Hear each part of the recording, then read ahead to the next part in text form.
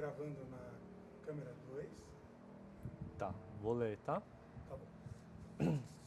Posso passar? Eu posso só ler, eu pego. Tá. Entrevista de Mercedes Maria da Cunha Bustamante, entrevistado por Lucas Torigói, Brasília, dia 27 de setembro de 2025. Projeto Vidas, Vozes e Saberes em um Mundo em Chamas, entrevista número PCSH-HV 1505. Eu não entenderia os seus números aí, viu? Professora, obrigado então de novo, né? Você está aqui com a gente, hoje prazer. É sábado, né? E qual que é o seu nome completo, que dia que você nasceu, que ano que foi, por favor? Meu nome é Mercedes Maria da Cunha Bustamante, eu nasci no dia 24 de setembro de 1963. E que cidade que foi, professora? Eu nasci em Santiago, Chile. Entendi. Mas você ficou muito tempo em Santiago? Não, na verdade, assim, meu pai trabalhava lá, né? Então, a família foi nascendo ao longo do caminho, né? Ele trabalhou no Chile, depois no Uruguai, na Argentina, e os filhos foram vindo aí nessa trajetória. Então, depois eles voltaram, né? Minha família voltou para o Brasil na década de 70, né? Então, mais ou menos com 7 anos para o Brasil. Entendi. O seu pai, ele é vivo, ele fazia o quê? Não, meu pai já faleceu, ele era engenheiro civil, mas com especialização na área de transportes, né? Especialmente transporte ferroviário. Eu falo que ele estava algumas décadas adiantado. Se ele hoje estivesse aqui, ele teria muito mais, talvez, a contribuir, né, com a própria transição que a gente necessita aí, né, de rodovias para ferrovias, né? Sim. Tem algum problema? Tá mexendo um pouco a luz. Eu tenho um problema. Eu vou arrumar, pode deixar. Tá. Pode seguir a entrevista. Tá bom. Então, o seu pai trabalhava com ferrovias, ele trabalhava construindo isso? Planejamento de transporte, né? A área de planejamento e como é que você planeja infraestrutura de transporte, né? Entendi. E você tem irmãos, professora? Eu cresci com 5 irmãos, né? Então, ao todo éramos 6, né? Mas um dos meus irmãos já faleceu também. Entendi.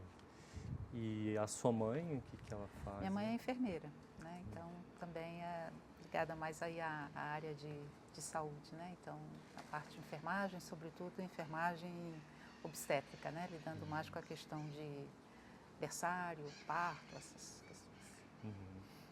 E você nasceu, então, em Santiago. As suas primeiras lembranças, assim, você consegue puxar da memória? O que você eu tenho mais lembranças do período em que minha família viveu na Argentina, porque ali eu comecei a frequentar a escola, né? Então, ali eu fui para Jardim da Infância, né? O que seria, antigamente a gente chamava de pré-primário, não sei nem que nome hoje isso tem, mas... então, acho que quando você vai para a escola, isso gera, né, um impacto maior, né, da convivência com os amigos de escola e a própria atividade, né, de sair de casa, ir para um outro ambiente. Então, eu tenho mais lembranças desse período que a minha família morou em Buenos Aires, né? Marcado muito por essa questão do convívio escolar. E você veio de quando a quando em Buenos Aires? Puxa, eu não vou lembrar aqui as pouco datas, tempo, por pouco né? tempo. Exatamente, porque entre esses 3 países passaram aproximadamente 7 a 8 anos, né? Então, quando eu vim para o Brasil, já tinha 7 anos. Eu lembro muito da minha vinda para o Brasil, porque foi a Copa de 70. Então, 2 coisas marcaram muito a minha chegada no Brasil. Uma, que a gente tinha dificuldade de entender por que na hora da novela todo mundo sumia, né? Então, assim, os colegas os amigos que estavam brincando com a gente nos pilotis dos prédios, na hora da novela todo mundo desaparecia. E depois foi aquela experiência de viver a Copa de 70 no Brasil. E a comemoração que cada jogo do Brasil também se armava um bloco no prédio, o pessoal saía, né, no Rio de Janeiro para fazer essa comemoração. Então foram 2 coisas, 2 impactos assim de chegada de volta para o Brasil que me marcaram bastante. E você, nessa época, você se considerava alguém não brasileira, era isso? Até chegar lá?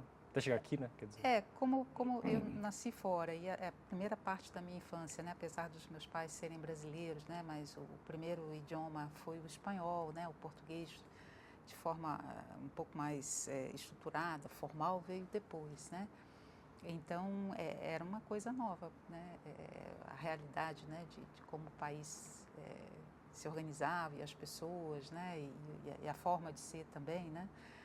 Era uma coisa nova, mas eu acho que a adaptação também foi muito rápida, né? Então, eu acho que eu tenho boas lembranças também desse período, né? E me fala um pouquinho mais, como é que era o Rio de Janeiro nessa época em que você chegou no Rio de Janeiro, enfim? Olha, eu fiquei no Rio de Janeiro desse período da minha infância, depois minha família mudou um período em que nós moramos em Vila Velha, no Espírito Santo, e depois voltamos para o Rio de Janeiro, e eu fiz a universidade já no Rio de Janeiro, a minha graduação, né? Era bem diferente do que hoje a gente vê o Rio, né? Tanto que eu lembro, eu e meus irmãos ainda pequenos, a gente tinha essa tranquilidade de ir para a escola sozinhos, de pegar ônibus, né? De voltar.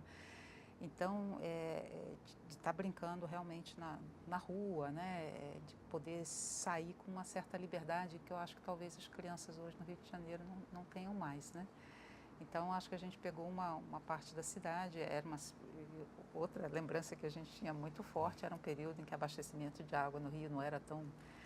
Então, tinha sempre o dia que a água não entrava, então tinha que economizar água. Então, mas foi uma parte muito boa nesse sentido, que eu acho que eu tive uma liberdade que hoje talvez uma criança que cresce no Rio de Janeiro não tenha, né? De me mover, de ter mobilidade pela cidade, ou pelo menos pelo bairro onde a gente morava, né? E vocês moravam aonde? Minha família morava na usina, que é próxima ali da usina da Tijuca, né? Próxima da Tijuca, já a caminho do Alto da Boa Vista, né? No Rio de Janeiro. Então, outra lembrança que também eu acho que foi muito marcante, né? O fato nesse prédio onde nós morávamos, né? Tinha uma vizinha que era muito animada e ela sempre organizava com todas as crianças do prédio uma excursão para a Floresta da Tijuca. Então, isso também era outra coisa que era, assim, fascinante, né? Você sair de um prédio e, de repente, você está numa floresta tropical, né? Com essa possibilidade também, né? De estar num ambiente completamente diferente, né? E te marcou essa ida até a Floresta da Tijuca? Você lembra desse dia ou de algum dia específico que você foi lá? Não, todas essas, e foi mais uma vez, eu acho que todas essas vezes era muito interessante, né? Porque é muito impactante, né? Porque as florestas tropicais têm essa exuberância, né? De árvores muito altas. E a Floresta da Tijuca também tem todo o contexto histórico, né? Tem os parques, tem a fonte, tem o Lago das Fadas, então assim, tudo isso também nesse imaginário, né, de criança era uma coisa muito, muito atrativa, né? E você conseguiria descrever para a gente como é que foi para você ver a floresta pela primeira vez? Você consegue lembrar dessa cena? Enfim. Eu acho que assim, como bairro, isso é uma coisa muito interessante do Rio de Janeiro, né? Porque o Rio de Janeiro é essa cidade espremida entre o mar e a montanha, né? Então você tem sempre a visão da floresta pela montanha. Mas você estar dentro da floresta, então você sai da parte mais baixa e vai subindo, né? Porque o parque, né, da Tijuca está mais no alto, né? E você entra e você tem aquela mudança, né? Você sai de uma cidade que é quente, né? Aí você entra e a floresta dá aquele respiro, né? Porque ela é úmida, né? Ela é mais sombreada, é o silêncio, né? Então você tem a impressão que você realmente cruzou para um outro mundo, né? Então isso eu acho muito interessante, né? Essa capacidade que você tem de, num curto espaço de tempo, você se transportar para um outro local, né? Então acho que é um pouco a sensação que eu ainda tenho até hoje quando você sai do Rio de Janeiro, naquela loucura, e entra no Jardim Botânico do Rio de Janeiro, né? E aí de repente você, né? Tem aquela sensação de alívio, né? De estar num ambiente como aquele, né? E o seu interesse por biologia, você fez graduação em biologia já no Rio, né? Você acha que nasceu como? Você já pensou sobre isso? Como é que surgiu esse? Eu acho que outra parte assim que me marcou muito nessa trajetória foi esse período em que a minha família saiu do Rio e foi morar em Vila Velha, no Espírito Santo, né? E Vila Velha naquele período era uma cidade muito menor do que ela é hoje, óbvio, né? Tinha uma via principal asfaltada e tal, as vicinais, a maior parte delas não era asfaltada. Era também uma cidade onde a gente aí realmente teve muita liberdade para brincar, e era uma coisa que, assim, a gente saía de casa e voltava na hora da comida e sabe-se lá. E é uma cidade que aí já próxima do mar, mas também com outros aspectos de natureza interessante, e eu acho que isso também me marcou bastante, né?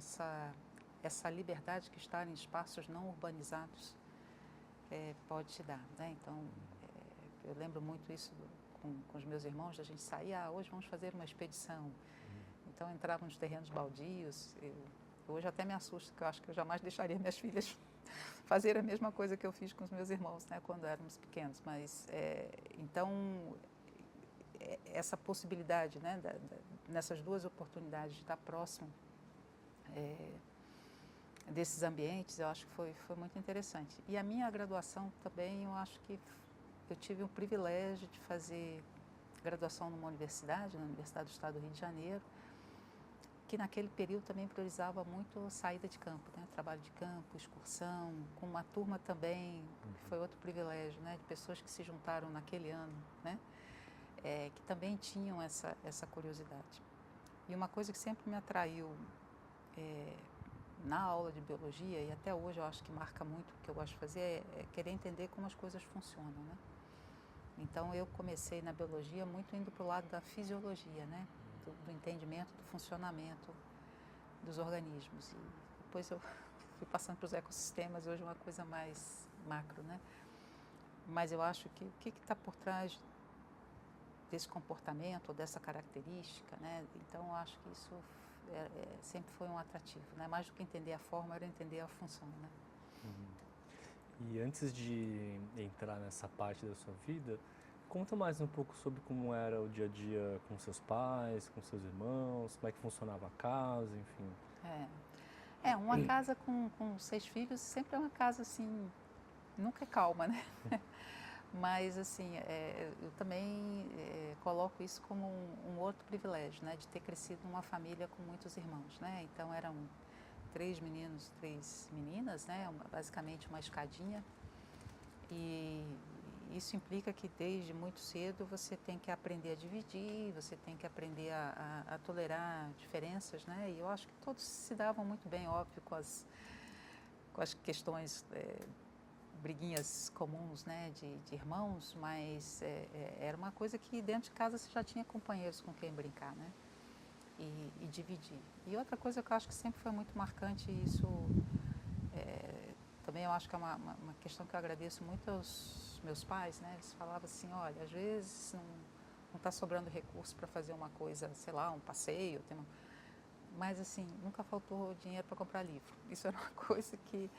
Então, nós fomos educados muito com essa questão de que a leitura era importante, que ler era uma coisa importante, né? Então, que o mundo se abria a partir daí. E às vezes tinha um ou outro irmão lendo o mesmo livro ao mesmo tempo, então tinha essa coisa de meio que um clube do livro familiar, né? Então, essa questão de estudar, né? E tanto meu pai como a minha mãe, né?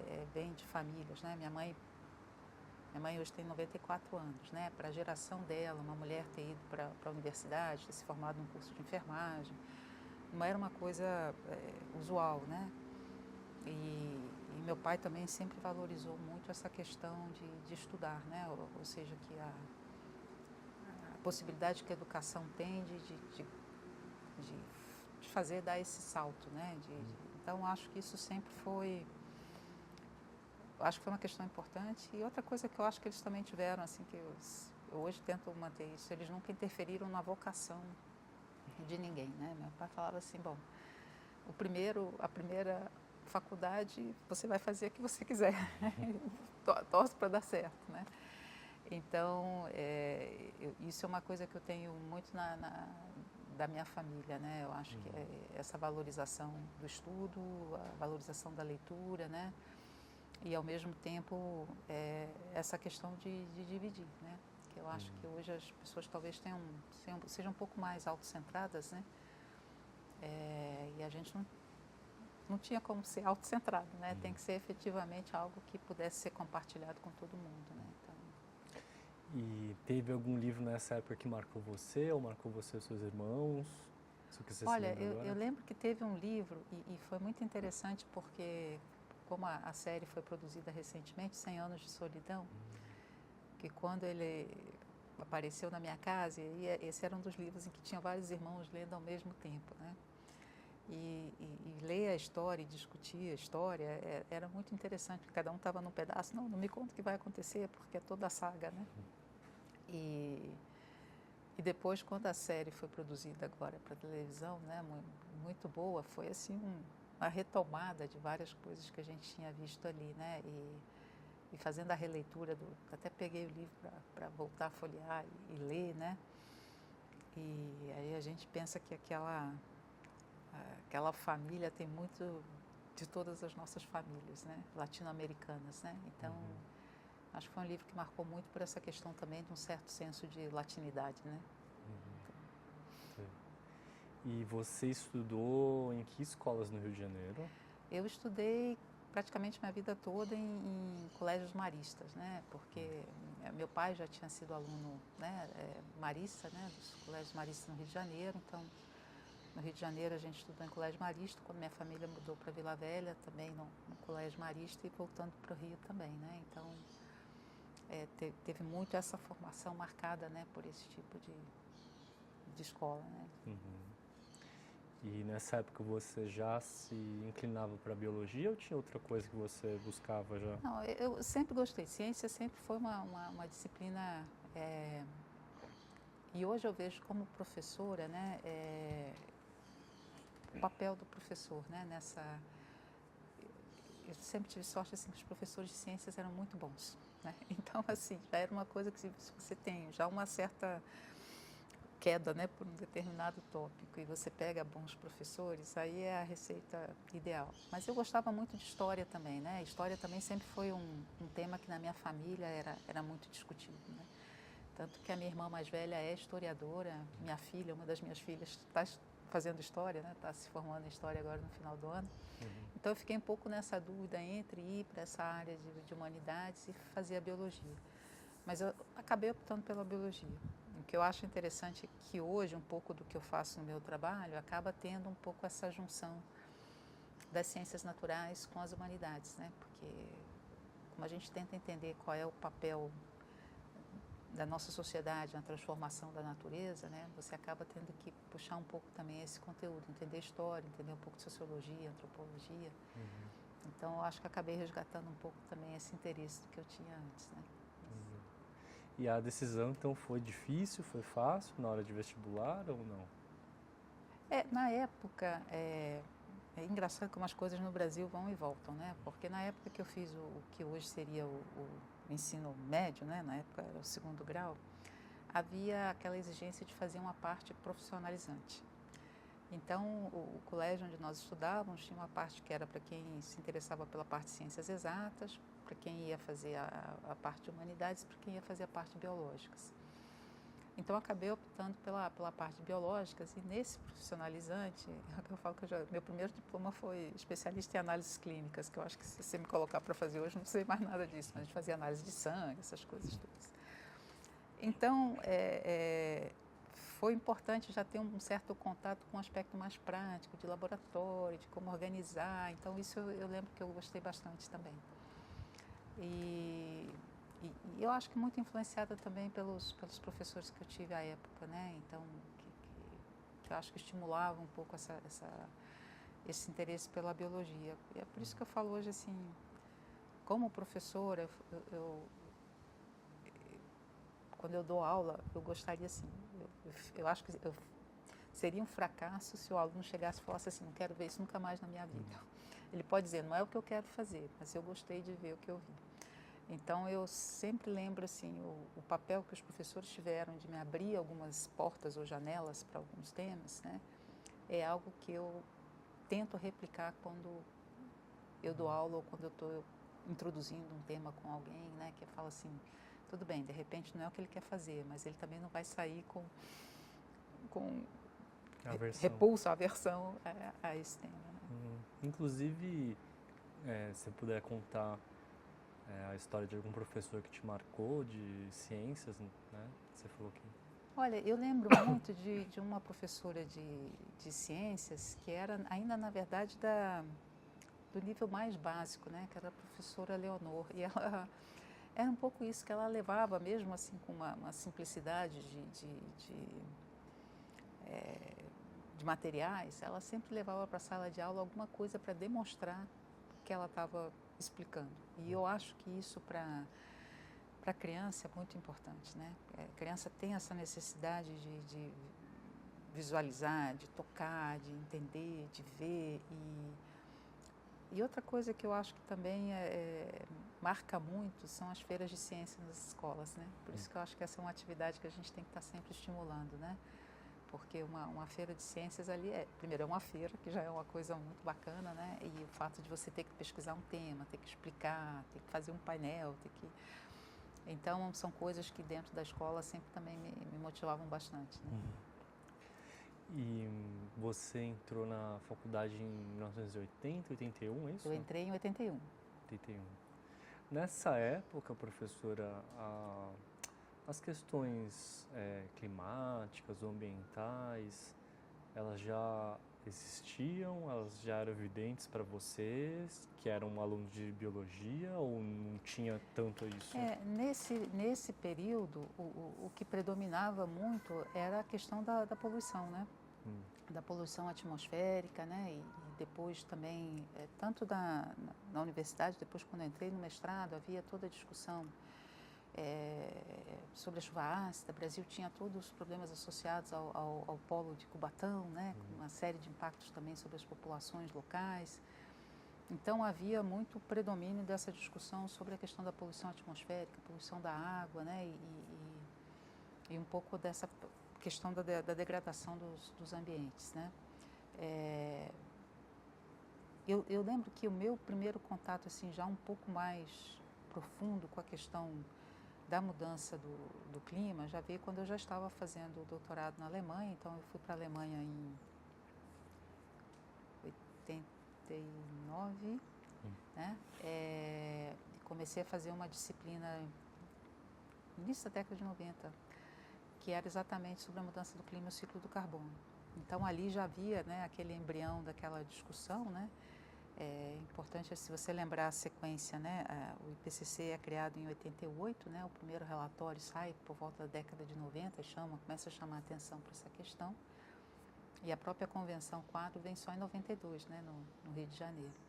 Então, foi nesse princípiozinho da década de 90 que aí eu já fiz ali uma disciplina, e quando eu voltei para o Brasil em 93, eu já tinha essa como uma temática importante, né? Muito associada aí ao que a gente chama dos ciclos biogeoquímicos, né? E aí começou isso ser uma linha, né, para desenvolver aqui também. Agora, quando você entrou na faculdade, então, não era uma questão, ela não existia como existe hoje, certo? Ela não era o tópico hoje, eu acho que central para a gente pensar na questão ambiental, né? Como aquele que está direcionando todos os outros problemas ambientais. Né? E você foi se direcionando para que pesquisa, para qual matéria que você se interessava mais na faculdade, na graduação, quer dizer? Na graduação eu fui caindo, eu sempre gostei muito de planta, né? Então fui caindo para essa parte da fisiologia de plantas. E na verdade, o primeiro trabalho que eu fiz, e hoje quando eu reconstituo, eu fui vendo como é que que a gente só consegue ver o caminho quando a gente olha para trás. Né? Meu primeiro estágio era para entender o efeito da radiação ultravioleta sobre células. Né? Então, acho que ali já estava um embrião de entender como um fator ambiental pode afetar os organismos. Depois eu já fui e falei, mas célula não, eu acho que eu preciso ver a planta, etc. Aí eu fui trabalhar com fisiologia de plantas, né? E aí também entender o impacto da salinidade, ou seja, das concentrações de sais no solo, como é que impactava o crescimento da planta. E quando eu fui fazer o mestrado, eu já estava isso já, então aí eu também fui trabalhar com a questão da contaminação por flúor, né? Porque flúor também é um poluente, e como é que isso afeta o crescimento de plantas, se você consegue utilizar algumas plantas como bioindicadoras. E daí eu fui para o doutorado, aí fui trabalhar em áreas contaminadas por rejeito de mineração. Então, sempre eu acho que foi um pouco essa ideia de como impactos ambientais afetam a resposta dos organismos, né? E quando eu vim para cá, eu acho que aí eu fui para a última escala, que é entender a escala dos ecossistemas. Né? Você disse que você foi do micro da pro célula, macro. do próprio macro, exatamente. Entendi. Então, entendendo como é que essas conexões vão se dando. Né? Sei. E as pesquisas suas antes de você vir para a UNB, elas tinham alguma região em específica ou você foi em geral, enfim, qual foi o objeto nesse caso? O objeto era plantas, né? Eu vim para a UNB em 93, foi o ano eu terminei o doutorado, vim para cá primeiro como professora visitante, né? Que havia essa possibilidade de vir como professora visitante. E muito interessante, como eu comentei com você, assim, eu cresci na Mata Atlântica, né? No Rio de Janeiro, depois o Espírito Santo também é Mata Atlântica, né? Tem a parte dos sistemas costeiros marinhos, mas o Cerrado era uma incógnita para mim, né? E o que eu lembro muito do Cerrado foi uma palestra que foi dada ali no Museu Nacional do Rio de Janeiro, né? E basicamente falando sobre plantas do Cerrado, mas muito focando nas flores. Então, assim, eu acho que o primeiro atrativo foi a beleza das flores, né? E quando eu vim para cá, ele tem uma coisa que eu acho que engata assim na gente, o que eu falo, porque você olha, poxa vida, uma estação seca tão prolongada, né, com condições de umidade relativa tão baixa, né, solos que já perderam muitos nutrientes, então você tem um estresse nutricional, um estresse hídrico, e no primeiro momento você olha, parece que é tudo muito homogêneo, aí você ajusta o olhar e você começa a ver uma diversidade de formas, de estratégias, de situações. E aí, para quem gosta de entender como as coisas funcionam, aí isso é um enorme atrativo. Você fala, uau, como é que saíram tantas respostas diferentes, né, em termos de evolução, de estratégias, para entender esses fatores limitantes, né? E aí, depois, ao mesmo tempo, essa preocupação com a conservação do cerrado, né? Ao mesmo tempo, um sistema que eu acho que tem tanto para ensinar para a gente, né? Você fala no mundo que está ficando mais quente, mais seco. A gente vai precisar entender como é que plantas lidam com o estresse, com a falta de água, né? Com o aumento da temperatura. E, ao mesmo tempo, esse potencial todo sendo perdido muito rapidamente pelo desmatamento, pela conversão, né? de áreas. Né? E você lembra a primeira vez que você pisou no Cerrado e foi para campo observar, ajustar o olhar, como você falou? Olha, a primeira lembrança que eu tenho, na verdade, eu vim para cá a primeira vez, como eu tinha que trazer muita coisa, eu falei, eu vou de ônibus. E aí eu gosto também de viajar de ônibus, porque, imagina, eu tinha voltado da Alemanha, tinha passado quase 5 anos sem voltar para o Brasil. E aí voltei para o Rio de Janeiro, e voltei num período em que o Brasil estava, assim, bem turbulento, né? 93, aí tinha saído o governo Collor, estava iniciando, né? O governo Itamar, o Brasil, aquela mudança, né, dos planos econômicos, etc. Eu falei, não, eu vou de ônibus porque eu também quero ver. E aí, chegando aqui, eu lembro que me chamou a atenção porque a gente esquece, né? Eu falei, nossa, como os nossos solos são vermelhos, né? É aquela questão do nosso solo, o atossolo típico, assim, né? Você chega na Alemanha, é um solo mais amarronzado e tal, não é esse solo que chama atenção, né? Então, foi a primeira coisa, uau, eu já tinha esquecido como esses solos eram, né, dessa cor.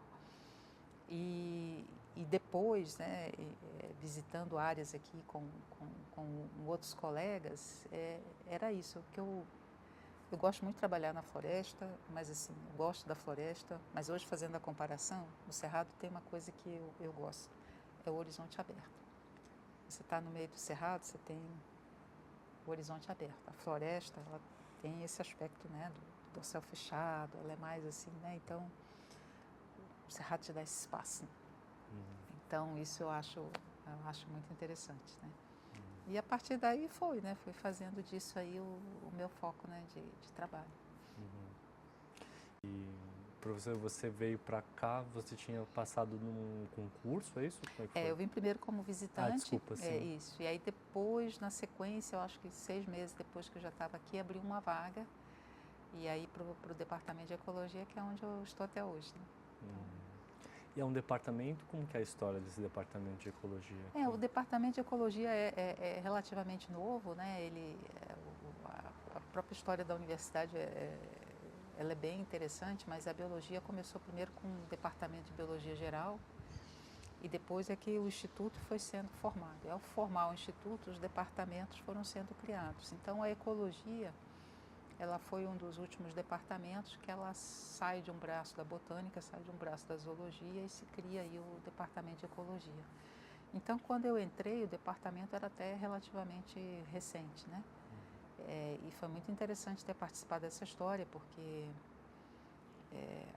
apesar da UNB ser um dos programas de ecologia mais antigos, né, de pós-graduação, vai fazer 50 anos no ano que vem, o doutorado foi criado só em 94, né? Então quando eu entrei, a gente estava ainda fazendo doutorado. Então assim, foi muito bacana participar dessa história também da construção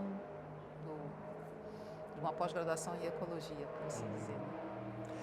E quando você voltou da Alemanha, você continuou fazendo uma outra linha de pesquisa, só para eu entender, já centrada no Cerrado, é isso? Aí quando eu voltei, aí eu já entrei basicamente de entender essa questão do Cerrado, né? Muito voltada ainda ao que eu tinha feito na Alemanha, que a gente chama dessa interação solo-planta, né? Então, como aspectos do solo influenciam, né, características do funcionamento das plantas. E a partir daí também eu acho que o outro componente importante que a ciência dá para gente, né, que é o fato de você conseguir colaborar com pessoas e grupos diferentes, né.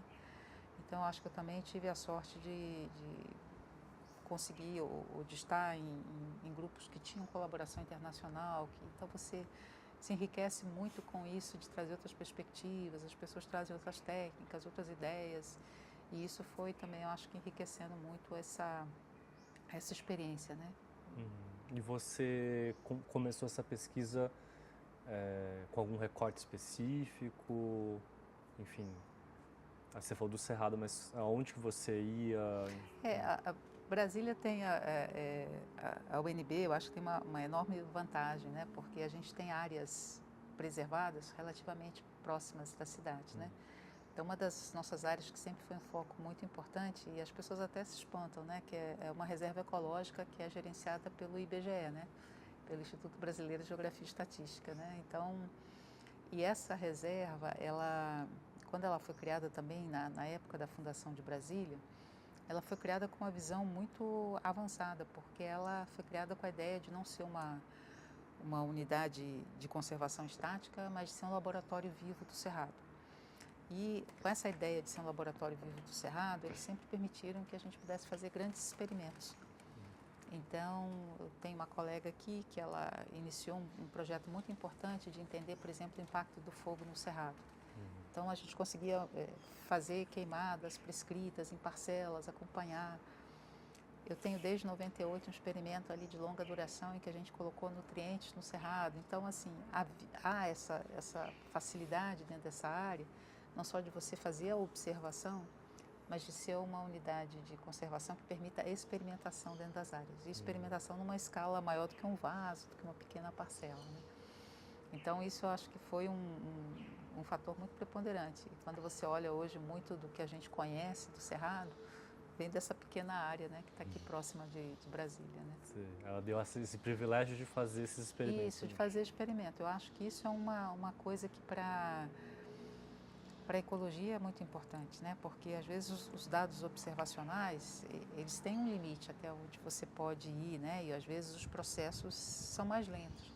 Com o experimento, você é capaz de acelerar alguns processos e conseguir entender como o sistema vai responder. E eu acho que muitos dos dados hoje do Cerrado, que acabaram contribuindo para entrar em sínteses globais, o que a gente conseguiu colocar em publicações junto com parceiros de outros países, são exatamente esses dados que vêm desses experimentos, né?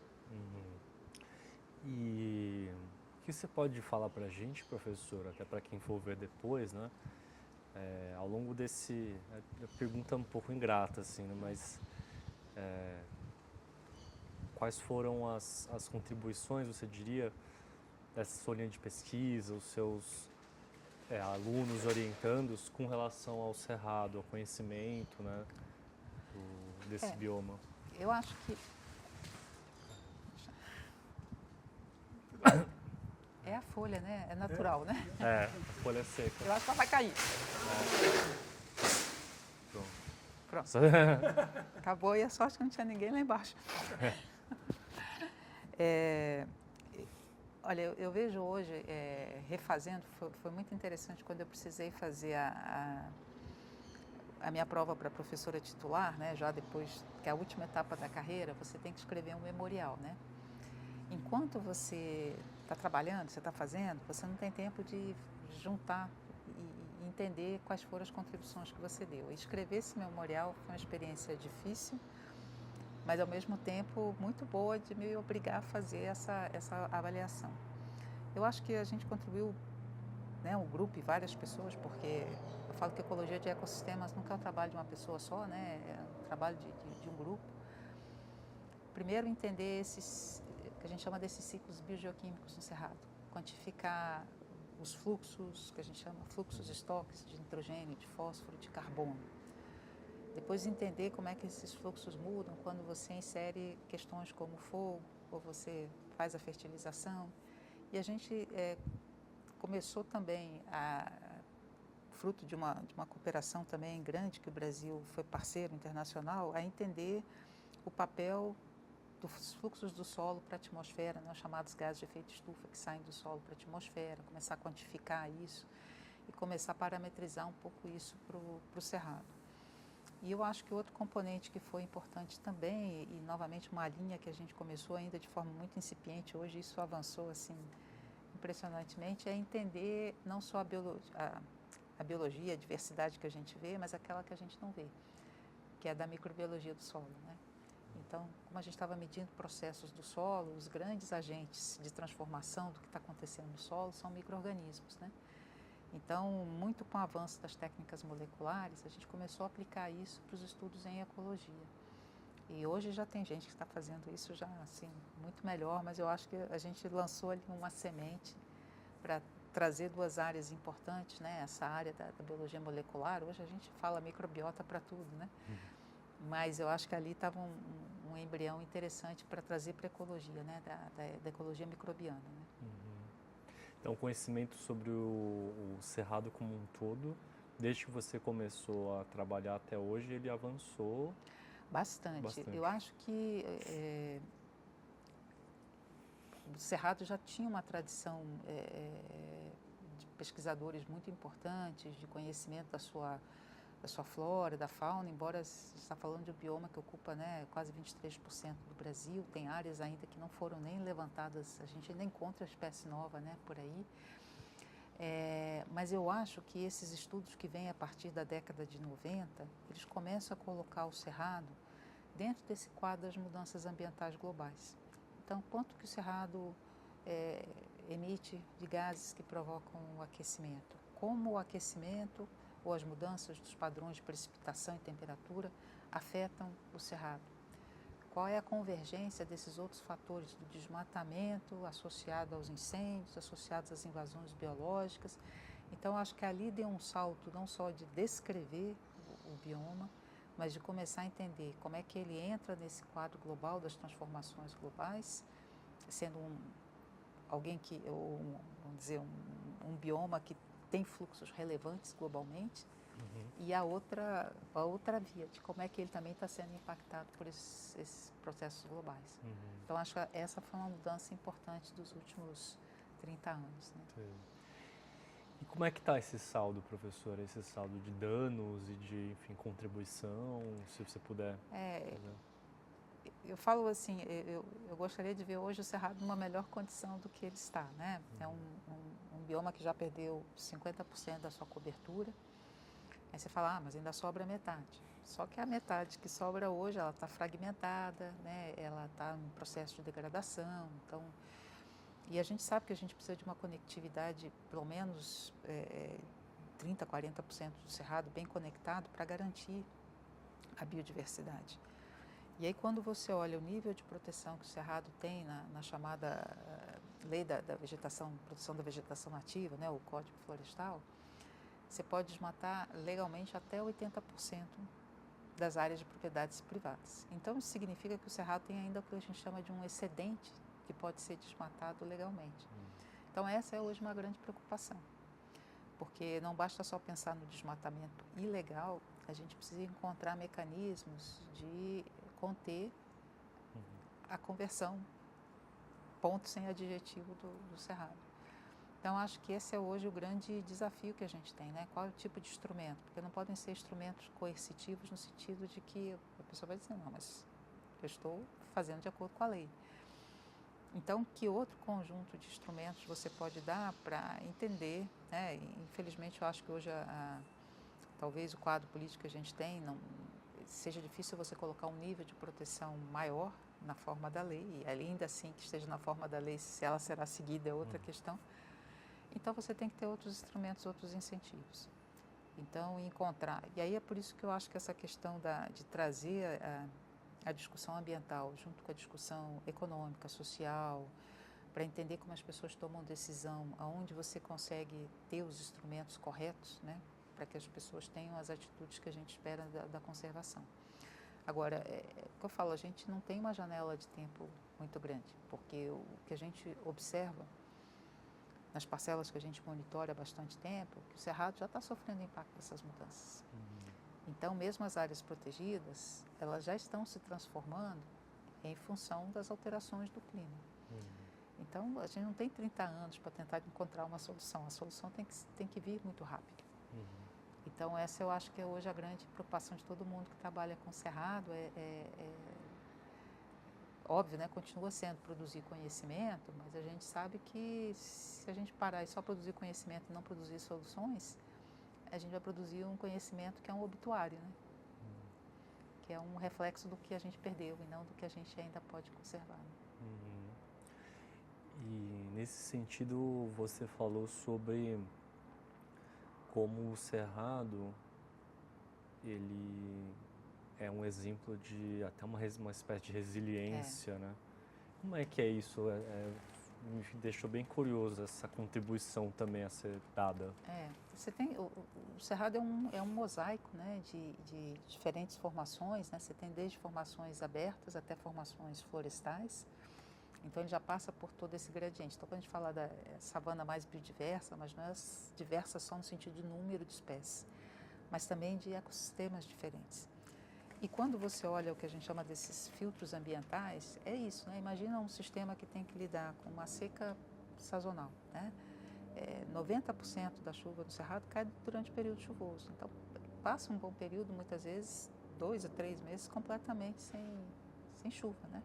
Umidade relativa muito baixa, solos já mais antigos, que já sofreram muito desgaste, poucos nutrientes. Então, você percebe que as condições, a gente fala, ele tem essa aparência de ser uma vegetação rústica, né, que a gente fala, mas ao mesmo tempo é extremamente inovadora no sentido das soluções que você observa para o cerrado. Então, você tem no mesmo espaço plantas diferentes convivendo com estratégias diferentes. E uma coisa que a gente tem hoje, a grande preocupação quando a gente fala de mudança do clima, que não é só perder espécies, mas perder interações. Então, você tem hoje, você olha uma árvore do cerrado, você vai ter N interações da parte aérea com micro-organismos, com invertebrados, com insetos, com polinizadores, com dispersores. Na parte subterrânea, você também tem toda uma interação, né, com o sistema subterrâneo. Então, perder uma espécie significa perder um componente, uma interação que às vezes envolve dezenas de espécies diferentes. E eu acho que isso é o que a gente talvez esteja tendo mais dificuldade de documentar. O que significa quando uma espécie sai com aquelas outras dezenas de espécies para aquelas outras com as quais ela estava conectada. E a gente fala que essa perda mais insidiosa, né, de diversidade é perder interações ecológicas, né? Então, isso nos põe o desafio de começar a ter mais a acurácia para descrever complexidade. Né? Olha, o sistema é complexo e por que isso é importante? Porque não adianta a gente dizer, bom, a gente vai desmatar, mas depois tem como restaurar. A gente fala alto lá. A restauração também não é tão simples, né? Porque às vezes os elementos que você precisa para fazer a restauração estão associados a essas interações que você já perdeu, né? Então, isso é sempre aquele indicativo que é mais fácil conservar do que depois deixar degradar e depois tentar restaurar. Embora a restauração seja muito importante também. E você poderia dar algum exemplo que vem à sua cabeça de interação entre espécies que caracterizam o cerrado, por exemplo? Olha, a gente vê muita interação, que a gente tem estudado mais, né, entre plantas e micro-organismos, né? Então, quando você pensa no solo que é relativamente pobre em nutrientes, as plantas vão fazer interações com fungos, né, formando o que a gente chama de micorrizas. Isso facilita a absorção de nutrientes. Elas vão formar associações com bactérias que são fixadoras de nitrogênio. Então, às vezes, o mesmo indivíduo é que a gente fala, essa interação tripartite. É a planta, o fungo, a bactéria, né? E aí, na parte aérea também, você tem interação com vários outros organismos, né? Com invertebrados, às vezes associação com formigas que vão proteger, né? Contra outros herbívoros. Então, você tem um leque aberto. A gente hoje tem muita preocupação, que é um fenômeno global, né? Com o desaparecimento de insetos, né? O papel importante também que insetos têm na polinização e a mudança climática, um dos aspectos da mudança do clima é mudar as fases da vida desses organismos que fazem essas interações. Então, às vezes a planta coloca as flores antes que o polinizador esteja lá, ou o contrário, né? Ou produz os frutos e não tem animais que são dispersores desses frutos para fazer a dispersão desses frutos. Então, essas questões hoje elas estão aí bem colocadas para a gente entender o que significa perder elos ou nodos dessas redes de interação. Né? E, professor, ao longo desses anos todos, algum aluno, algum orientando você, marcou você, alguma aula, alguma turma, algum ano?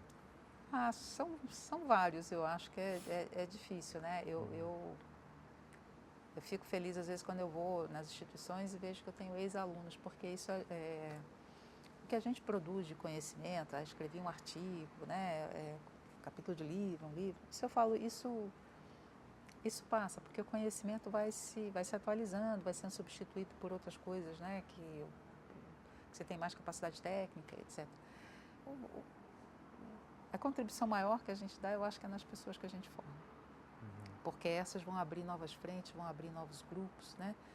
Então, quando eu vou nos lugares e vejo, tem um ex-aluno meu que hoje é professor lá, é pesquisador em tal instituição, ou até está trabalhando na gestão pública, né? Então, está no ministério, está numa outra entidade, aí a gente sente que a gente fez o papel que deveria fazer, que é esse, né? De formar pessoas. Eu acho que essa é a maior contribuição que a gente pode dar. A geração do conhecimento vem meio a reboque do processo de formação. Né? A pesquisa que a gente faz dentro da universidade, ela é uma pesquisa que é feita também nesse processo para você formar pesquisadores ou pessoas que pensem sobre essa questão. Né? Então,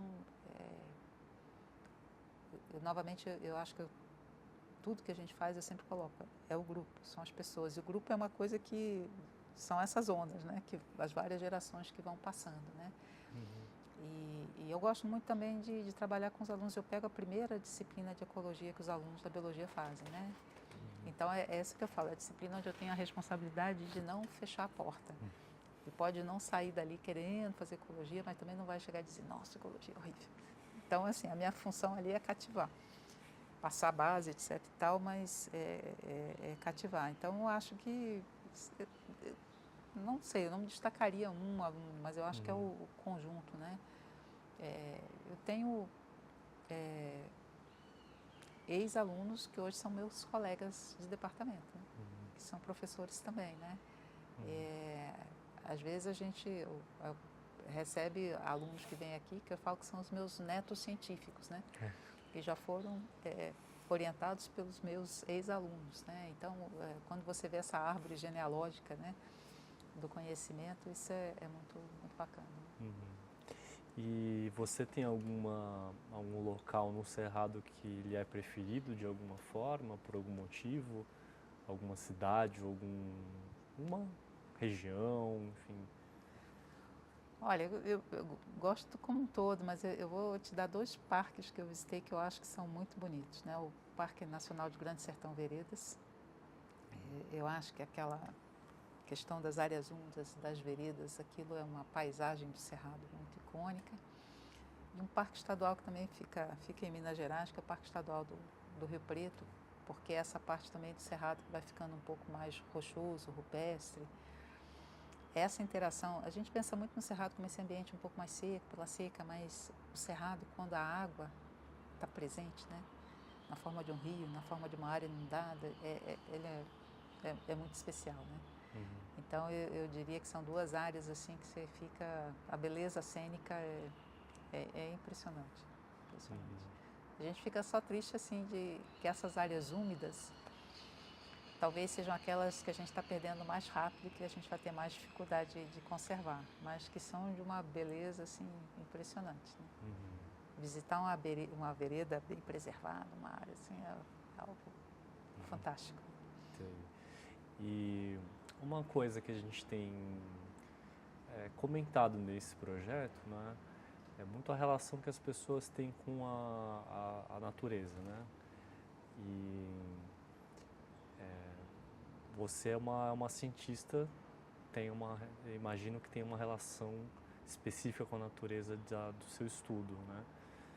Mas você, além dessa relação, qual que é a sua relação que você tem com a vida que não é humana? Como é que você descreveria essa relação? Como é que você vê essa relação? Eu sempre comento com os meus alunos assim, né, por que conservar, né? Aí você fala, eu acho que o primeiro componente é um componente ético, né? É o fato de a gente ser parte dessa cadeia, né, de seres humanos e não humanos, né? Que tem tanto direito e tanta história evolutiva junto, né, para estar, né? Você tem outro componente que é estético, né, de você viver num mundo que é mais bonito, porque a gente conta com tudo isso que está em volta da gente, né? E o terceiro componente é que nós estamos embebidos nessa matriz, né? Quando a gente fala que a gente se coloca fora da natureza, eu acho que esse é um erro enorme, né? A gente também é parte dessa rede de interações e dependemos dela muito fortemente, né? Então, eu acho que é esse compromisso de você pensar que você está conectado por uma questão de respeito, de reciprocidade a todas as outras formas de vida, que isso torna o mundo muito mais bonito e eu acho que todo mundo prefere viver num mundo mais bonito, né? Onde você tem a beleza e ao mesmo tempo que isso é essencial para a gente também, né? Para o nosso bem-estar. Então, destruir isso é destruir os fundamentos que vão permitir que a gente viva uma vida boa, né? Assim, não precisa que eu sempre tenha assim, a gente começar a resgatar o que significa ter uma vida boa, né? Que não é uma vida com excesso, né? Aquilo que nos vendem, né?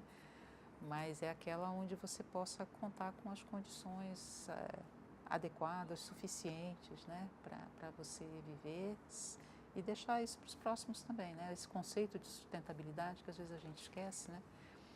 Que é essa questão da passagem do bastão, né? Da ética entre as gerações, né?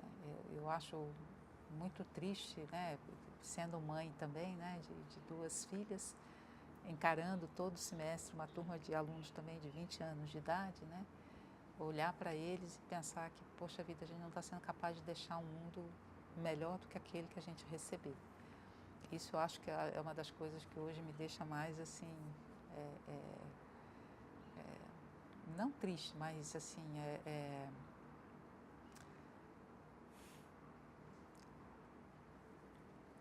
torna maior a responsabilidade, né, de falar sobre esses temas, de divulgar esses temas, de trabalhar com esses temas, né?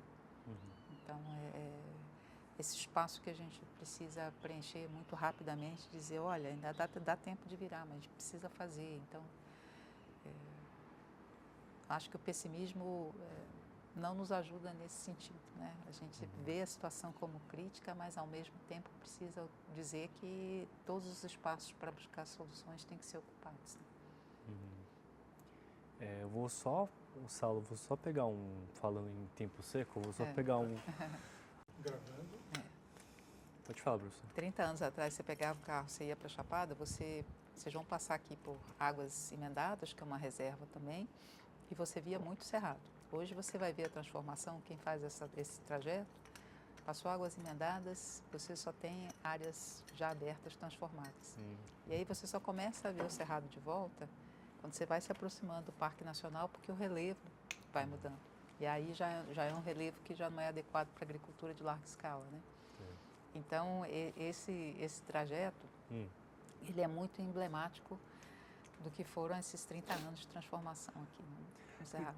Justamente essa era a minha próxima pergunta, você falou, bem, a gente tem falado sobre esse tema, mas você, na sua experiência pessoal, você tem, não só como cientista, mas tem observado ou sentido no seu corpo a mudança? A gente sente. A gente sente eu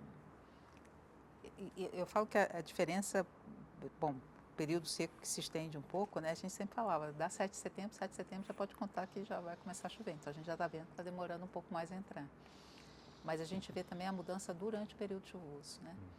Porque o período chuvoso era um pouco aquela chuva, né? Era o dia todo chovendo, mas as chuvas um pouco mais. E hoje você vê que é um pouco do padrão também das grandes cidades brasileiras, mas assim, você vai observando que em um ambiente muito quente você tem aquelas pancadas de chuva, né? E já não é aquela chuva que é distribuída de forma um pouco mais regular e mais uniforme ao longo do período chuvoso, né? Então, a gente vê essa mudança no período da seca, mas a gente vê também a mudança do padrão de distribuição da precipitação, né? E é isso também, as áreas que a gente monitora, que a gente está vendo que não é só a gente que está sentindo a transformação, né? Elas também estão se transformando. E isso você sente tanto aqui em Brasília quanto, não sei, no Rio de Janeiro, quando você cresceu? Eu também vejo, assim, as áreas urbanas têm também todo um componente, né, próprio, né, dessas mudanças, né, mas o Brasil como um todo, né, a gente tem essa indicação de que o Brasil está ficando mais quente, mais seco, né. As áreas urbanas já são ilhas de calor por si só, né, mas a gente já tem não só aquilo que a gente está fazendo na superfície do solo, mas a gente já sente o impacto, né, dessa mudança global. E eu acho que isso devia ser um alerta já importante para o Brasil, porque nós somos muito dependentes da precipitação, né, para a agricultura, para a geração de eletricidade, né, para a manutenção dos nossos biomas, né. Então, olhar esse aspecto, eu acho que talvez a questão da água possa vir a ser o fator que talvez mais represente para as pessoas essa mudança. Porque perder biodiversidade talvez você possa detectar para aquele que conhece, que está acompanhando, mas a água é algo que todo mundo sente se não tem, né? Ou se tem menos, ou se está entrando de forma menos frequente, né? Então, acho que esse talvez possa ser o alerta que a gente precise, né, para atuar mais rapidamente. E, professora, você falou dessa questão de adaptação das plantas, né? Como que funciona essa adaptação tem uma certa inteligência das plantas nisso? Como é que isso acontece? A gente fala sempre que os organismos, eles têm 3 espaços assim onde eles podem se adaptar. Um é a própria fisiologia, né? Então você tolera temperaturas um pouco mais altas, mas esse ajuste fisiológico ele tem limites, né? Por exemplo, nós seres humanos temos limites, né? A temperatura, a gente morre de calor, literalmente, né? Se a temperatura passar de um determinado patamar. Então você tem um certo ajuste que pode ser feito uma certa plasticidade. Outra resposta que os seres vivos têm, mas aí eles precisam ter mobilidade, é sair daqui onde não está bom e eu vou procurar um lugar onde está mais adequado. Então, animais, né, organismos que têm mobilidade têm essa resposta migratória, mudam o hábito, né? Plantas têm uma desvantagem que plantas não podem sair do lugar, né? Plantas saem do lugar na forma de sementes, né, de esporos, de propágulos, né? Então, essa é uma dificuldade para plantas, porque elas não têm essa resposta que animais, por exemplo, têm de mobilidade. E a terceira estratégia, ela tentar fazer essa adequação no seu ritmo dos processos anuais, né? Então, vou mudar o meu período de reprodução, ou vou alterar determinado mecanismo, né, para atuar num período que esteja mais favorável. Então, a gente fala que é um ajuste temporal. Quando essas estratégias não funcionam, aí você pode ter o risco de vir a perder aquela população, né? Não precisa ser uma extinção da espécie, mas ela está extinta, por exemplo, naquele local. Então, o que a gente observa hoje é que algumas espécies têm a capacidade, maior plasticidade para se adaptar e outras menos. Então, a gente sempre fala nessas transformações, a gente sempre vai ter ganhadores e perdedores. Aqueles que conseguem responder mais prontamente, se adequar, e aqueles que talvez não tenham essa capacidade de adequação.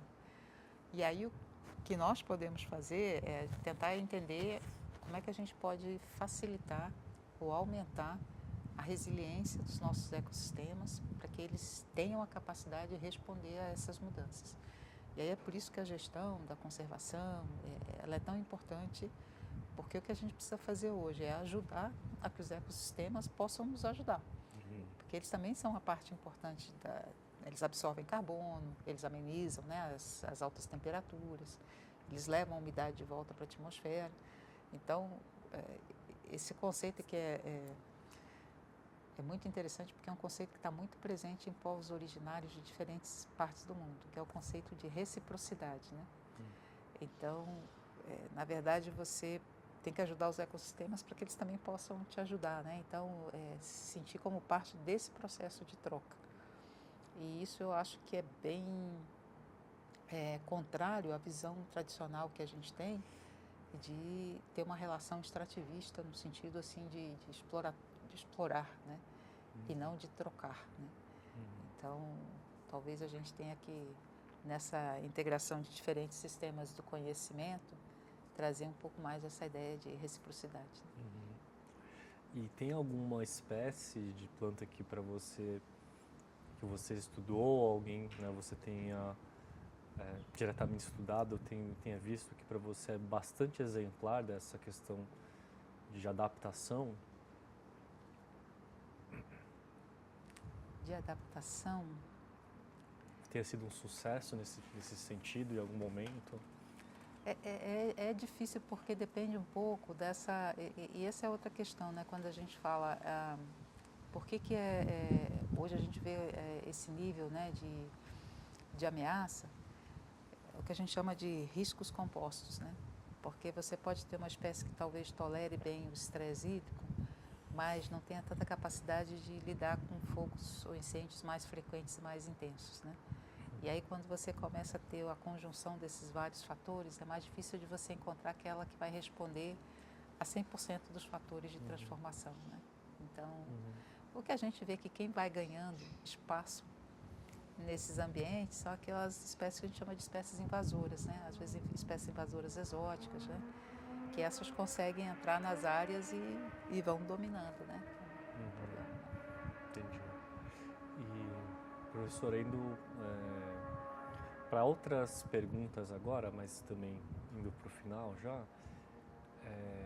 queria voltar um pouquinho para a sua vida pessoal, digamos assim, né? Você disse que tem filhas, é isso? Isso. Tem duas filhas? Duas filhas, Qual é o nome delas? Helena e Ana.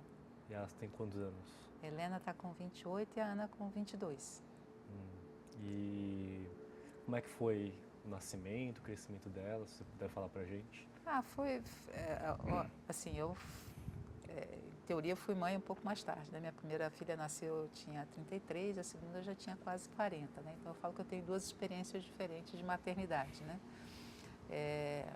Quando você tem filho um pouco mais jovem, você tem mais a energia física e talvez menos a tranquilidade ou aquela paciência, né? Já mais velha, o físico já não é o mesmo, mas assim, você já tem uma resposta um pouco mais relaxada, né? Com relação a coisas que talvez te assustem muito no primeiro filho, já não te assustam mais na segunda, né? Mas eu acho que para mim sempre foi muito importante, estando com elas, porque a orientação ela também tem um pouco esse componente de parentalidade, né? Quando você, óbvio, né, não é um aluno que você pega pequenininho, ele já chega aqui adulto, ele já traz uma história, mas você também tem um pouco esse compromisso de pegar alguém pela mão e durante um certo período ajudá-lo a encontrar um caminho e fazer com que esse caminho seja um caminho, a gente sabe que é difícil fazer um mestrado, doutorado, às vezes uma graduação, mas eu falo, ninguém entra na universidade para sofrer, a gente quer que as pessoas saiam bem, né, e permaneçam bem. Então, eu acho que essas duas experiências, né, tanto da orientação, mas como depois da maternidade, é um pouco esse compromisso de orientar sem sufocar, né, tem sempre um choque de gerações, então não adianta, eu me controlo muito, porque no meu tempo era assim, eu falo, meu tempo já passou, né, o tempo de todo mundo é o agora, né, ninguém vai ter o meu tempo mais, né. Então, nesse choque de gerações, ter sempre assim, ter um exemplo em casa, aí às vezes eu uso exemplos com os meus alunos, que eu sei que foi a vivência deles, porque eles têm uma idade parecida com as minhas filhas, né. Agora, para mulheres na academia, isso também demanda da gente um pouco mais de energia. Eu acho que menos agora, porque a academia hoje é mais receptiva a isso, mas eu lembro que quando eu tive a minha primeira filha, era mais complicado você tentar conciliar uma carreira, cuidar de filhos, né? E eu lembro muitas vezes que eu saía de casa cedo, botava ela atrás na cadeirinha, tinha que deixar na creche antes de vir para cá, né? E como minha família não é daqui, então eu sempre contei com o apoio de deixar em creche e tal, desde muito pequenas. E aí às vezes eu já saía de casa pensando, nossa, eu tenho que chegar na UNB, tenho que fazer isso, tenho que fazer aquilo, tal, aí chegava, estacionava o carro, aí quando eu olhava para trás, eu tinha esquecido de parar na creche. Aí a menina estava atrás ainda dentro do carro. Aí falava, meu Deus, ainda bem que eu olhei para trás, né? E aí volta, quer dizer, então assim, chega uma hora que você fala, não, se eu não conseguir minimamente separar, não vou fazer nem bem uma coisa nem a outra, né? E elas, até hoje, elas brincam comigo, que eu era a última mãe que chegava para buscar na escola, que aí chegava, estava cheirando a fumaça porque tinha ido na área queimada, né? Essas coisas. Mas sobreviveram porque elas também são muito resilientes, né? Mas eu acho que foi hoje eu vejo, ainda bem, né? Que a academia está muito mais aberta a entender o aspecto da maternidade, né, para mulheres pesquisadoras, do que foi no meu momento, né? O próprio apoio institucional, etc. Né? Então, elas me acompanharam muitas vezes, né? De ir para o laboratório, de ter que ir para o campo, né? Elas gostavam? Elas gostavam, nenhuma delas caiu para essa área, não sei. Uma é arquiteta, a outra está fazendo história, né? Mas elas acompanhavam, entendem e tudo. E a gente tem um trabalho também que é muito... A gente acaba levando muito trabalho para casa, né? De noite, final de semana, né? E elas sabem, né? Mamãe está fazendo a apresentação, então mamãe tem que fazer a apresentação. Às vezes elas tinham que assistir a minha apresentação, ver se está bom, ver se está... Então, assim, acabava... Hoje elas até me ajudam muito, assim... Ai, mãe, isso aqui não, isso aqui dá para fazer melhor. Então, elas acabaram, de certa forma, sendo envolvidas um pouco nisso também, né? Então, elas moram com você? Uma delas mora aí, a outra mora no Rio. Então, a mais nova? A mais nova está morando no Rio, a mais velha ainda mora comigo. Então, agora elas vão trocar, a mais velha vai sair, a mais nova vai voltar. Mas eu acho que eu acho que essa ponte, né, da gente pensar que você tem a responsabilidade de formar uma mente jovem, né? Num tempo que está mudando tão rápido, né? Hoje, antigamente você falava que você tinha um espaço de uma geração, né? Hoje parece que você tem várias gerações no mesmo espaço que antes você tinha uma, né? Eu já nem deu conta mais de acompanhar o que é Z, Y, Z e tal. Sei. Mas obriga a gente também a estar acompanhando os tempos, né? Será que eles querem passar? Não, né? É que veio um casal ali. Se eles voltarem aqui, a gente... vamos ver se eles... Acho que eles vão descer ali. Dá para descer? Dá para descer ali.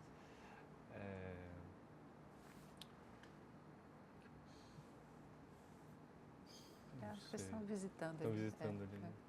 Perguntar, você falou muito você falou da academia agora um pouco, né? O que é para você ser cientista, professora? É um privilégio, viu? Eu falo assim, porque, óbvio, tem um trabalho que é rotineiro, mas para quem gosta de ler, gosta de aprender, né? Eu sempre falo, aprender é muito bom, né? E, então, você tem esse espaço, né? De aprender. Às vezes eu falo, poxa vida, que bom, né? Eu tenho um escritório maravilhoso, que é a natureza, né? Então, é o escritório com a melhor decoração que a gente podia esperar. A oportunidade também que eu acho que a ciência tem muito interessante. A ciência, ela vive, ela é uma comunidade, né? Ela precisa da comunidade, né? Então, a troca com colegas, com outras pessoas, ver o que as pessoas estão fazendo, aprendendo, discutindo, e esse esforço colaborativo na ciência, é óbvio que existe competição, né? Que os grupos às vezes estão correndo atrás das mesmas respostas, mas no fundo é um empreendimento humano eminentemente colaborativo, né?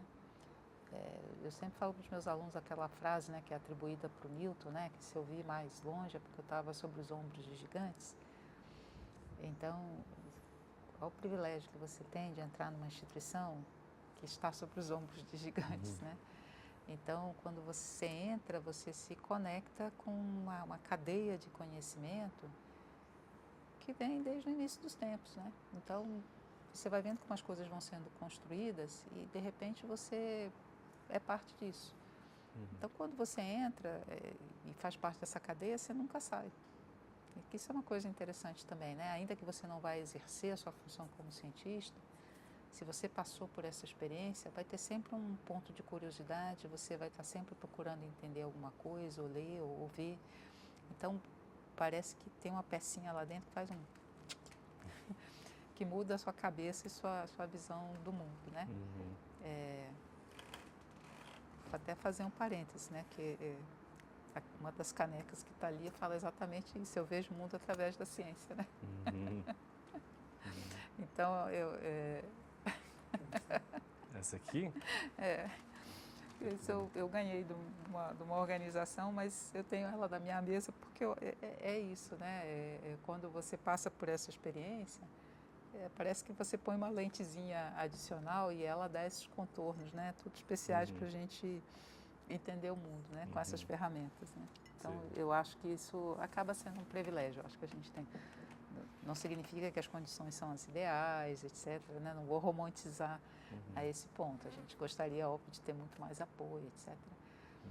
Mas estudar o que a gente gosta, poxa vida, bom demais. E indo para as perguntas finais mesmo, tá, professora? Mas só... e fazer ciência para você, você falou que é uma comunidade, por exemplo, né? Tem muita gente que... É interessante isso que você falou, porque tem muita gente que acha que a ciência é uma coisa muito cérebro e o resto não tem nada a ver, né? Não, olha, tem... Primeiro que tem uma parte que é física mesmo, de dedicação, né? E é um processo de troca, ainda mais hoje. Quando a gente fala em responder questões complexas, né, como essas que a gente estava discutindo, meio ambiente, mudança do clima, você precisa de uma equipe, né? Você precisa de diferentes visões do mundo. A gente hoje está falando muito de integração de áreas de conhecimento, né? O conhecimento adicional, o conhecimento científico, tecnológico. Então, você tem que se abrir e tem que... corações e mentes, porque se você também não se emociona com aquilo que você está fazendo, que emoção. Se você não se emociona com aquilo que você está fazendo, dificilmente você vai conseguir superar essas dificuldades. Então, são duas emoções, eu acho que é importante. Uma, o encantamento. Ter um encantamento sempre presente, ler uma coisa... Gente, eu li isso aqui, olha que bacana que isso aqui, saiu essa notícia, olha que interessante. E o outro lado dessa emoção é esse de perceber, bom, é aqui que eu preciso atuar, então eu preciso de ter essa motivação, talvez a palavra correta seja senso de propósito, né? Ter um senso de propósito, para que eu estou fazendo isso? É isso que permite que a gente supere as barreiras. Porque, óbvio, né, um país como o Brasil, com todas as dificuldades que a gente tem, muitas vezes até talvez a necessidade que a gente tem de colocar para a sociedade um pouco mais, né, de dar essa devolutiva e tudo, mas assim, se você tem firmeza nesse senso de propósito, de missão, eu acho que isso, então tem que ter coração também, né? Só conheço pessoas que são brilhantes, mas que às vezes podia ter o coração um pouquinho mais malhado ali para atender algumas dessas questões, né? Entendi. E uma dessas questões, talvez você falou, é como conhecimentos tradicionais, por exemplo, né? Está muito em voga essa questão, mas eu queria que você comentasse para mim, assim, no seu campo, na questão do Cerrado, como é que os conhecimentos e saberes de, enfim, povos originários ou tradicionais, eles realmente dá para fazer essa conversa, em que termos, como... Não é uma conversa fácil para nenhum dos lados, né? Porque isso durante muito tempo esteve apartado, né? Então agora você precisa fazer essa que a gente fala, não é nem uma aproximação, é esse entrelaçamento, né? E isso tem que ser feito de forma muito respeitosa, né? Porque envolve a cultura, né? Envolve uma série de outros parâmetros. Mas quando a gente pensa, sobretudo, quando a gente discute a questão de meio ambiente, né? Povos originários, comunidades tradicionais, que estão em todas as regiões do mundo, tem um histórico de convivência com as variações do meio ambiente, que elas são muito importantes para a gente entender isso hoje também. E, ao mesmo tempo, a ciência, né, atual pode ajudar a encontrar respostas que eles também procuram, né? Porque se você conversa às vezes com muitas comunidades, sobretudo as pessoas mais idosas, eles também têm essa percepção de que o ambiente está mudando. Então eles falam, antes a gente conseguia manejar o fogo dessa forma, agora já não é mais, né? Hoje já não tem mais o peixe na época que tinha.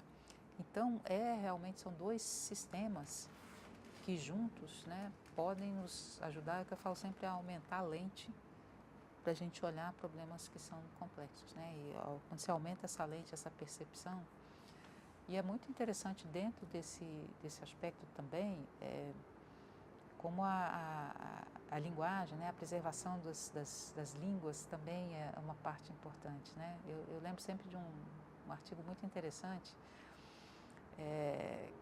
acho que era na região do Sudeste Asiático, que durante muito tempo a ciência colocava duas plantas como se fossem pertencentes à mesma espécie, como variedades diferentes. Mas o interessante é que as populações locais davam nomes diferentes e consideravam coisas diferentes. E os cientistas, não, é a mesma coisa, é só variedade. E aí, depois com o advento da biologia molecular e a melhoria, quando eles foram entrando na parte mais molecular, eles perceberam, efetivamente, são duas espécies diferentes. Então, aquilo que já estava na linguagem das comunidades tradicionais já traduzia a percepção acumulada ao longo do tempo, transmitida, né, oralmente, de que eram coisas diferentes. E eu acho que isso para vários outros exemplos, né, que a gente tem, onde isso é importante também. E é claro que também é um próprio processo de reconhecimento de uma herança colonial, né, que foi muito perversa na distribuição desse conhecimento, né? Então, eu acho que hoje esse resgate também é uma dívida histórica muito importante, né? E, professora, teve algum dia em campo que para você foi marcante, assim, alguma experiência, alguma ida a campo, uma ida com alunos que você se lembra? Olha, eu acho que, como eu trabalho majoritariamente com plantas, e como eu comentei, plantas não saem do lugar, os botânicos não são muito cuidadosos na observação da fauna, né? A gente entra no campo falando e assim, porque o nosso objeto de estudo não vai sair andando se a gente, né, fizer barulho, etc. Então, mas assim, eu acho que todas as vezes que eu vou ao campo, mas que eu consigo observar algum elemento da fauna, aí eu fico muito feliz, né? Você chega lá e você vê que o bicho está lá e aí você consegue observar, porque não é uma interação que na minha área de estudo é muito frequente. Talvez quem trabalha com animal e tenha mais frequência com isso. Então, você poder observar os animais no seu hábitat, para mim é sempre um momento novo, porque não é parte do meu roteiro, né? Então, também fico feliz quando isso acontece. Entendi. Né? Mas teve alguma em específico que você se lembra? Algum dia específico que você Teve um consiga dia que eu pensar? achei interessante, a gente costuma colocar umas bandejas, né, assim, a superfície do solo, porque a gente coleta as folhas que caem para analisar, para quantificar, etc. Então, a gente vai botando aquelas bandejinhas e coleta de tempos em tempos. Uma vez a gente chegou nas nossas parcelas e tinha um veado se alimentando das folhas dentro da bandeja. Eu falei, esse aí está servido de bandeja, né? E foi muito interessante, a gente ficou paradinho um tempo ali, demorou um tempo para se dar conta que a gente estava ali e sempre tem aquele momento de interação. Mas eu falei, olha como a gente realmente precisa sempre pensar em ter uma amostragem grande, porque você tinha um fator de confusão ali que era, caiu na bandeja, mas alguém foi lá e tirou da bandeja antes que você tirasse, né? Então isso também ficou marcado para a gente falar para os alunos, olha, tem mais gente observando os nossos experimentos do que a gente, né? Sim. É uma das coisas boas de você trabalhar no campo. Né?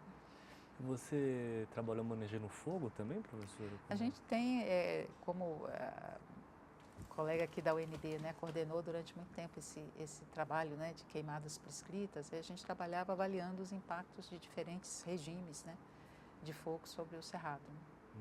E aí, principalmente, olhando essa questão de emissões de gases para a atmosfera, né, quanto que retorno de carbono, qual é o tempo para regenerar. Então, foi uma das questões aí que a gente trabalhou. E mais duas perguntas só. Professora, como que está o estado da comunidade científica hoje no Brasil? Né? Você trabalhou em vários órgãos, né, também, e como que você avalia, né? Você falou um pouquinho também da recepção da sociedade com relação à ciência, enfim, né?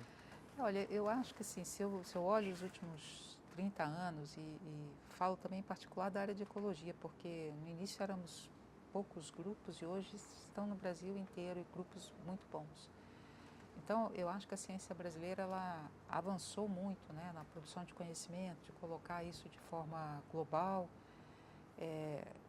com momentos melhores, outros piores em termos de financiamento, de apoio.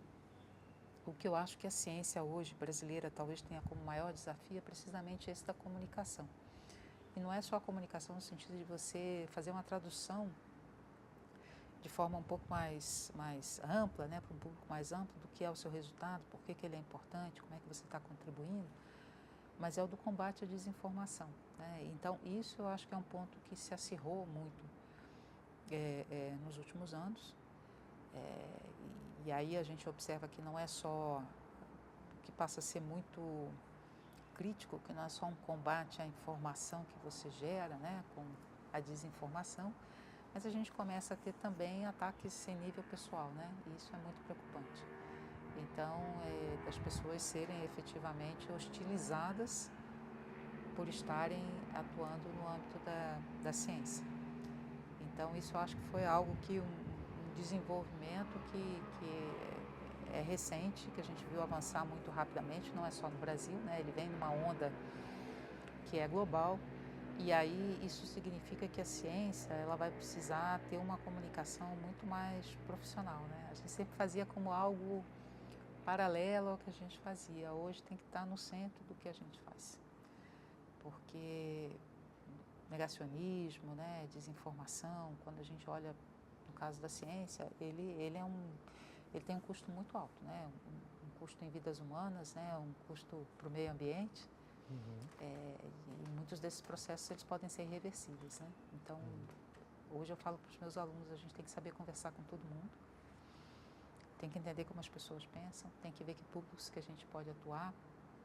E eu tenho muito cuidado também hoje que a universidade é a entidade, né, as instituições de ensino superior, que formam os professores. Né? Então, a gente tem que ter e isso começa desde pequenininho, porque aquilo, né, a criança, ela tem uma curiosidade que é natural. E a escola não pode matar essa curiosidade, porque a curiosidade é o terreno onde a ciência floresce. Né? Então, na formação de professores está talvez a nossa maior possibilidade de responder a isso. E quando você olha as crianças, elas têm uma capacidade de contaminar positivamente os pais. A gente vê isso em muitas campanhas, né, que se você atinge a criança é capaz de replicar essa mensagem para a família. Né? E aí a universidade nos dá essa possibilidade de, na formação de professores, é claro que não é só formar o professor, encontrar uma boa escola, tem que encontrar um salário que seja adequado, é tudo isso, mas a gente não pode deixar de apostar que a educação é o caminho, né? E, professora, hoje, nesse dia, como é que foi contar um pouquinho dessa sua história aqui pra gente, nessa uma hora mais ou menos a gente ficou aqui? É difícil, porque eu acho que a gente é treinado para falar de outras coisas, para não falar da gente, né? Então, quando a gente tem que falar da gente mesmo, eu acho difícil, né? Mas é assim, um pouco da minha personalidade. Mas é sempre bom, assim, o que eu falo, são momentos em que a gente olha para trás e vê, poxa vida, será, o que eu acho que foi mais importante? Qual foi a área mais bonita que eu visitei? Aí você é obrigado a fazer esse apanhado. Talvez se você viesse o ano que vem, parte das respostas poderia ter sido diferente, né? Mas também é uma coisa boa, né? Que indica que a gente evolui e muda, né? Mas talvez dar esses depoimentos, né? Aquilo que eu comentei com vocês, quando a gente orienta, né? E você pega um aluno, uma aluna jovem pela mão e tem que encaminhar, às vezes as coisas que eles mais aprendem da gente é que falam assim, é quando eu falo, gente, eu já errei muito também. Já fiz muito experimento que não deu certo, né? Já entrei por caminhos onde foi lá e assim. E aí você ser capaz de dizer, olha, a trajetória é isso, né? Um passinho para trás, 2 para frente, e a gente vai andando. Eu cito sempre como exemplo um pesquisador que ele falou que ele gostaria de escrever o não currículo dele. Porque as pessoas às vezes olham o seu currículo e falam, tantos projetos aprovados, tantos artigos, tantos não sei mais o quê, tantas... Aí ele falou assim, eu vou escrever um não currículo. O não currículo dele vai ser assim, quantos projetos eu tive recusados? Quantos artigos que eu escrevi que o pessoal disse que estava ruim, mandou embora, né? Então assim, porque aí as pessoas começam a perceber que talvez para chegar num determinado resultado, você tem que ter muitos fracassos, né? E os fracassos vão ser parte dessa história para chegar nesse resultado. Então, talvez esses depoimentos talvez sejam importantes nesse sentido, para mostrar, a gente demora para chegar onde a gente chegou. Os caminhos, às vezes, são tortuosos, né? E aproveita essas curvas aí para aprender também, né? E tocar para frente. E tem alguma coisa que você lembrou durante essa conversa que você gostaria de falar ou de contar, ou podemos encerrar por aqui, você acha? A gente revirou desde, né, da sua infância, né? Eu acho que é pensar que quando a gente entra para a academia, né, ou para a vida da ciência, a gente traz essa história de vida, né? É o que a gente traz infância, traz família, né, traz o que a gente aprendeu, e incorporar isso também para entender que quem está do seu lado também está trazendo uma história que é diferente da sua, né? A gente vê hoje talvez em algumas partes do mundo, um retrocesso quanto a essa discussão de diversidade, equidade, inclusão. Mas lembrar disso, né? Você também traz essa história diferente que você gostaria que alguém fosse capaz de compreender. Se às vezes você tomou uma certa decisão ou, né, escolheu um certo caminho, é porque você vinha marcado por outras coisas também, né? Então, eu acho que olhar para o outro com essa questão de que ele não é só aquele momento, ele é uma construção, né? Acho que é isso. Maravilha. Obrigado, viu? Então, imagina, gente. conversou com brigadistas também.